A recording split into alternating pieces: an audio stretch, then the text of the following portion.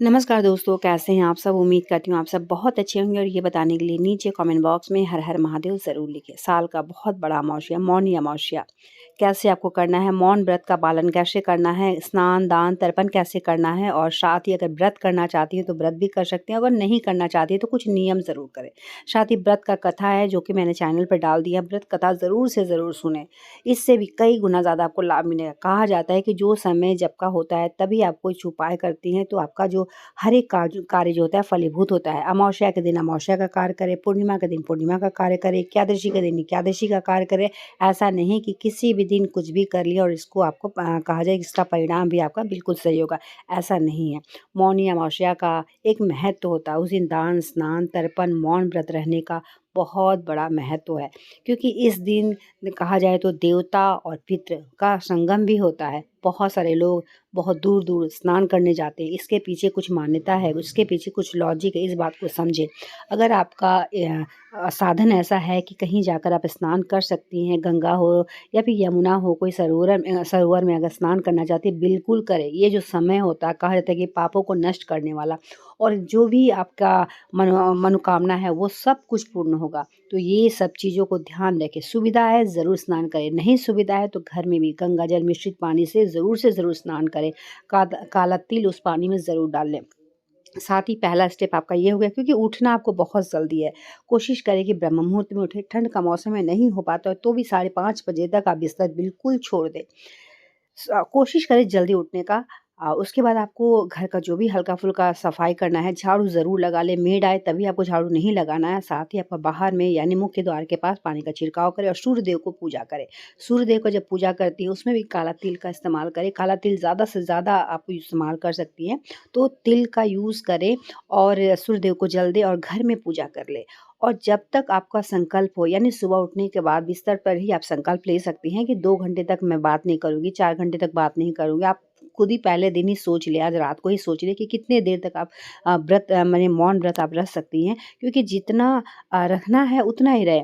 अगर आपको लगता है कि स्नान करने तक, पूजा करने तक का जो समय है 1 घंटा, 1.5 घंटा, आप उतना ही मौन रखना चाहती हैं तो उतना ही रखें, कोई ज़रूरी नहीं कि इससे ज़्यादा। लेकिन जितना का संकल्प लेती हैं उतना देर आपको मौन व्रत रहना बहुत ज़्यादा ज़रूरी है। साथ ही इस दिन अपशब्द बिल्कुल भी ना बोलें। जब आप मौन व्रत तोड़ती हैं तो पहला वर्ड जो है वो राम, राम ही बोलें। ऐसा नहीं कि किसी को डाँटने के लिए कब से आप अपने मुँह में ही बहुत सारी बातें जो है वो इकट्ठा कर रही हैं। बदमाशी बच्चे करेंगे ही, तो आपको उस दिन अपशब्द नहीं बोलना है। जब आपका मौन व्रत टूटता भी है तो भी बच्चों को मारें नहीं, अपशब्द भी नहीं बोले, क्योंकि ये दिन बहुत ज़्यादा ख़ास होता है।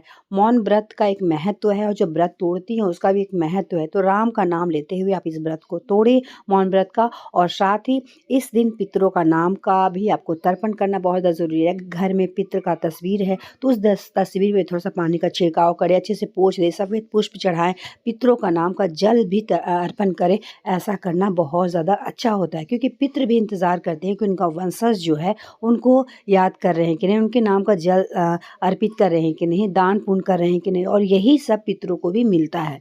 तो पितृ कहीं न कहीं प्रसन्न होते हैं तो हमें ढेर सारा आशीर्वाद देते हैं और यही आशीर्वाद जो है फलीभूत होता है और हमें कामयाबी का शिखर तक पहुँचाता है।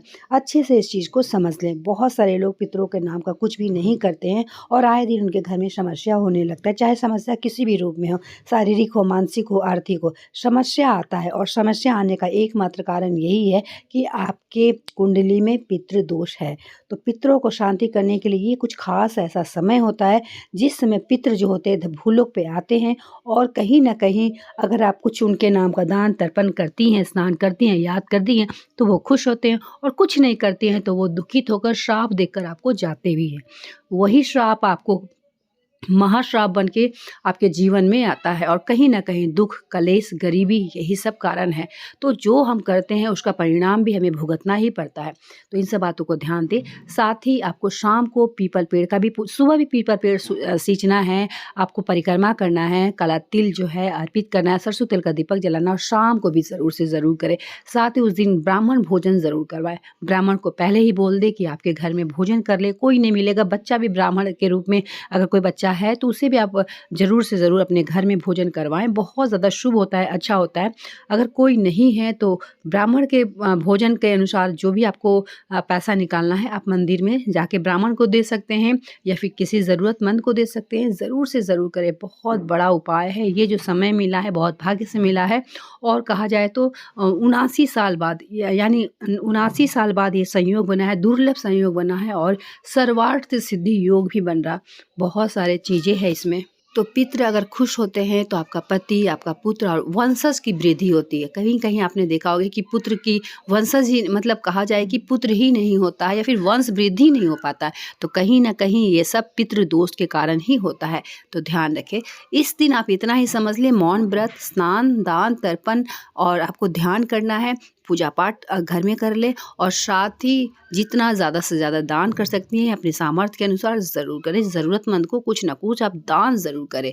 अपशब्द बिल्कुल भी ना बोले। घर में किसी भी तरह का कलेश, झगड़ा, लड़ाई आपको नहीं करना है। तो इन सब बातों को ध्यान रखें। कथा मैंने चैनल पर डाल दिया है, कथा ज़रूर से ज़रूर सुनें। कई गुना ज़्यादा आपको इस कथा से भी लाभ मिलेगा कि कैसे कुंडली में लिखा हुआ था विधवा दोष, लेकिन फिर भी वो महिला सुहागन हो गई।